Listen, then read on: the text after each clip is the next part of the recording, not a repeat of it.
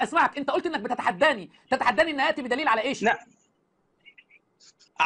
بدليل انه متواتر على تحريف القرآن الكريم. طيب خليني افتح لك الكاميرا وخليك معايا كده. ادي كتاب الانوار النعمانيه لنعمه الله الجزائري، خليك في المراجع. انا فتحت لك الكاميرا اهو، تراني يا سماحه الشيخ؟ لا تراني؟ لا لا تراني؟ اخي اسمعني بقى، هجيب لك الدليل يا شيخ بقى، هجيب لك الدليل. اخي انت نقاش حبيبي. اخي انت نقاشك عقيم بقى. لا تعال بس ما اجيب لك الدليل التحريف. حياك الله يا شيخ. في كتاب الانوار النعمانيه في المجلد الثاني، عشان ما تبقاش تتحدى بعد كده يا شيخ ابو علي، في كتاب الانوار النعمانيه في المجلد الثاني صفحه 311، قال الزنديق نعمه الله الجزائري لعنه الله، قال ان تسليم تواترها عن الوحي الالهي وكون الكل قد نزل به الروح الامين يفضي الى طرح الاخبار المستفيضه بل المتواتره الداله بصريحها على وقوع التحريف في القران كلاما ومد وعرب، مع ان اصحابنا رضوان الله عليهم قد اطبقوا على صحتها والتصديق بها. ويجي الاستاذ في الحوزه يقول لي اتحداك ان تاتي بدليل على تواتر القول بتحريف القران.